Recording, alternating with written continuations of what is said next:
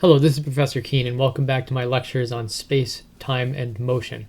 We have been dwelling in Chapter 8 in A Student's Guide to the Great Physics Text, Volume 2, where Galileo is describing his theory of falling objects. Specifically, he talked about how falling objects undergo uniform acceleration.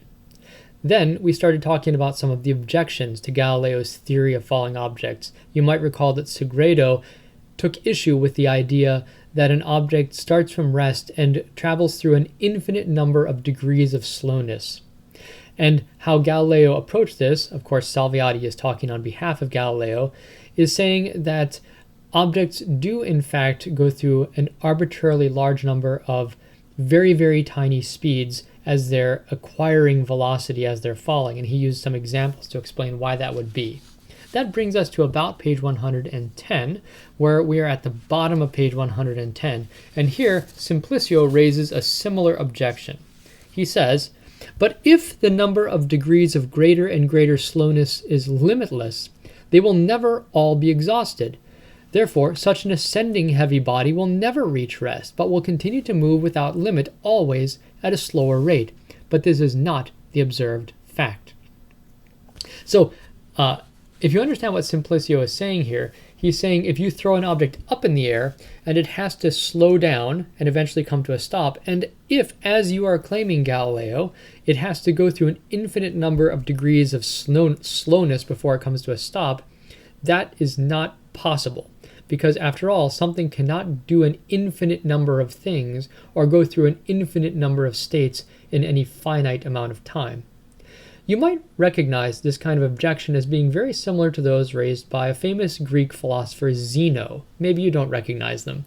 But Aristotle talks about Zeno and Zeno's paradoxes, and really Simplicio here apparently is bringing up some of these objections related to Zeno's paradoxes. Just to give you a refresher, and this isn't exactly how Zeno put it, but think about it this way. Let's suppose that I wanted to get a sandwich out of the refrigerator because I'm hungry. And so I decide I want to walk across the room to a refrigerator. But in so doing, I have to go through a point that is halfway between my present position and the location of the refrigerator. Once I get to that halfway point, I again must travel through another point that is halfway between myself and the refrigerator, and then another point halfway between those two, and so on, and you can continue this process indefinitely. That is, there are an infinite number of halfway points that you must travel through in order to get to the refrigerator, and, Zeno argued, if that was the case, one cannot ever get to the refrigerator, one will starve to death, because you cannot go through an infinite number of points in a finite amount of time.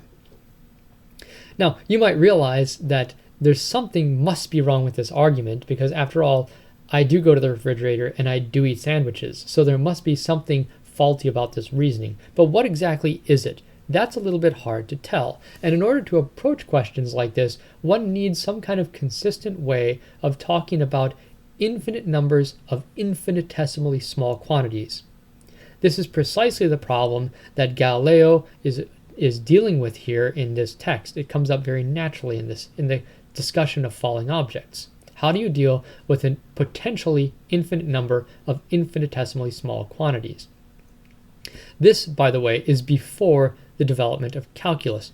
Calculus was another attempt at dealing with such quantities in a rigorous way, but that wasn't really developed until the late 1680s or so with the work of Newton and Leibniz. So Galileo is writing in the 1620s. They don't have the mathematical apparatus of calculus to deal with this in a more rigorous way.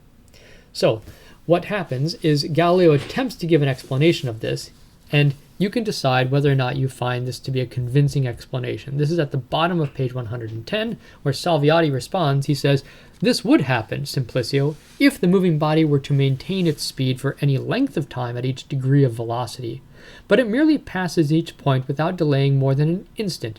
And since each time interval, however, may be divided into an infinite number of instants, these will always be sufficient in number to correspond to the infinite degrees of diminished velocity." So what is he saying? I think essentially what he's saying here is it is true that there are an infinite number of degrees of slowness that this object must travel through, but in dividing them into infinite numbers of small velocities, one has to consider smaller and smaller intervals of time. And that ratio always remains the same. So you might think about it this way. If I were to plot velocity versus time, or speed versus time, if an object is going upwards and its speed is reducing until eventually its speed goes to 0, it is true that one could divide the speeds into an infinite number of velocities, but each little interval of speed corresponds to a given interval of time, so delta t, and this would be a change of speed right here. And you could keep dividing smaller and smaller, but as you're dividing the velocities into smaller parts, you also are dividing the time intervals into smaller parts. And it doesn't prevent this velocity from actually reaching 0. That seems to be what Galileo is getting at, but again, he doesn't have the apparatus of calculus in order to deal with this in what you might find a more convincing way. Okay, so let's move on. The next thing that they begin discussing, and this happens over about the next 2 pages, I guess 1.5 to 2 pages, is they start digressing on what is it that causes naturally accelerated motion.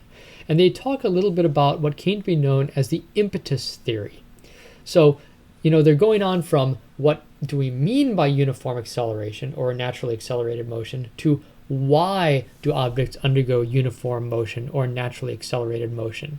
And they speculate a bit about this. And I don't want to spend any more time talking about their rationale because Galileo doesn't want to spend any more time talking about it. He basically sidesteps this difficult issue. He says on page 112, the present does not seem to be the proper time to investigate the cause of the acceleration of natural motion, concerning which various opinions have been expressed by various philosophers, some explaining it by attraction to the center, others to repulsion, and so on and so forth. So what is Galileo doing here? He's essentially saying, I don't really care right now why things are moving in the way that they do, specifically why falling objects fall in the way they do. I simply want to describe how they're falling, give an explanation, a mathematical description of what's happening. And this is sometimes said to be the distinction between what is called dynamics and kinematics. Galileo does not use those terms, but I'll use them because they're the terms that refer to what the distinction he's talking about. Dynamics is interested with motion and its causes, whereas kinematics is a study of simply the description of motion. And this is primarily what Galileo is interested in. How do we describe the motion of falling objects, even if we don't know why they're falling in the way they do? Galileo is interested in kinematics. When we get to Isaac Newton, he will be more interested in dynamics. He's going to try to talk about motion and what causes the motion, specifically the link between forces and acceleration. So we'll come back to that a little bit later in the class. Okay?